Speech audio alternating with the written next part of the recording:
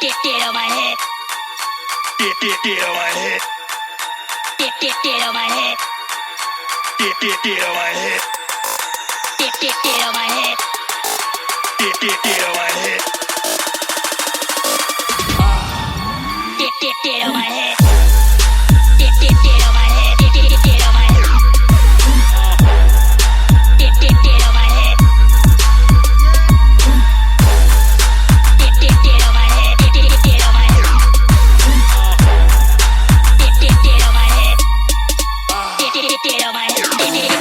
Cerdas, tapi cerdasnya itu benar-benar sangat-sangat cerdas karena sampai sama membuat suatu sumpah yang sangat sakral karena mengetahui bahwa perilaku itu sangat ditentukan juga oleh apa yang diyakini oleh orang tersebut dan harusnya juga menjadi suatu dasar yang digunakan bersama untuk menjadi pedoman gitu ya, pedoman yang digunakan dalam pekerjaan, apalagi kita menyebutnya sebagai pekerjaan yang profesional.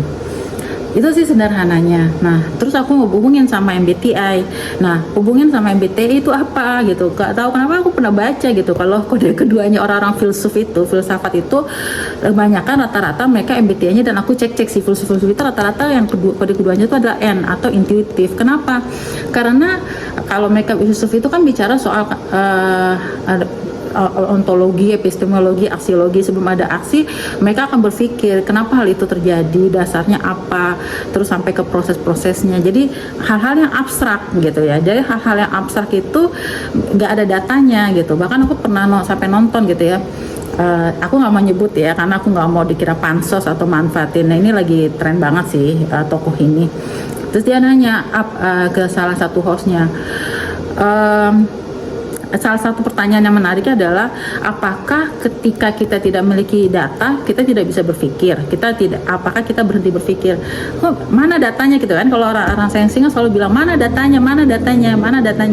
Terus aku lihat bahwa langsung dijawab dengan tokoh ini yang sangat kita semua tahu lah kalau beliau bergerak atau berpikir secara filosofis gitu ya.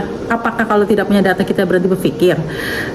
Itu aku langsung grek gitu loh. Aku mikir, oh ini ibaratnya kayak orang sensing gitu ya.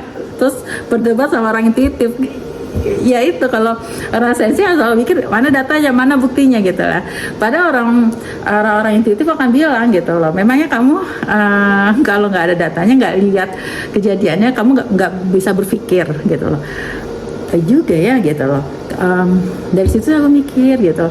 Nah, hubungan sama dunia kedokteran tuh apalagi di situ. Nah, di situ aku baru mikir bahwa beberapa dokter, bukan beberapa dokter ya, penemu ya di dunia kedokteran itu kan nggak pernah lihat namanya virus sebelumnya, ya kan, nggak pernah lihat namanya kuman, bakteri, tapi mereka lihat penyakit. Terus mereka berpikir apa ya menyebabkan terjadinya penyakit itu. Tapi kan kalau penyakit belum tentu penyakit itu penyebabnya terlihat.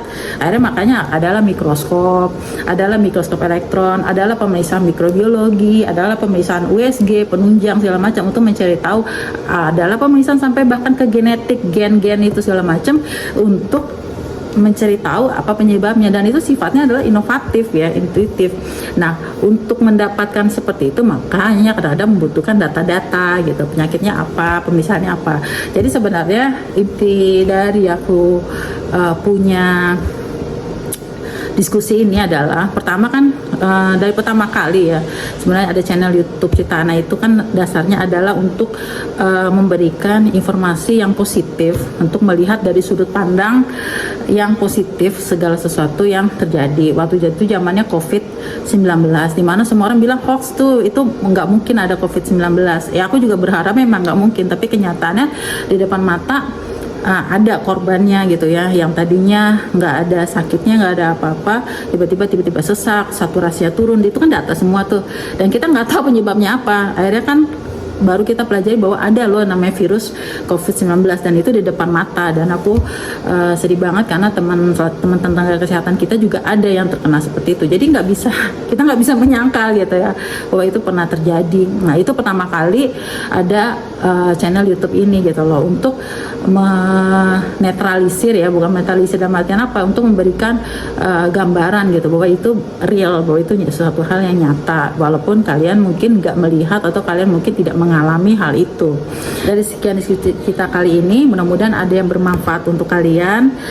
Ambil sisi positifnya. Kalau ada yang kalian nggak setuju atau mungkin kalian mau kasih pendapat, kalian punya hak untuk menyampaikan pendapat di kolom komentar, tapi tolong sampaikan dengan hal yang positif supaya kita tetap bisa berbagi konten yang positif dan edukatif di channel YouTube Sri Rana. See you.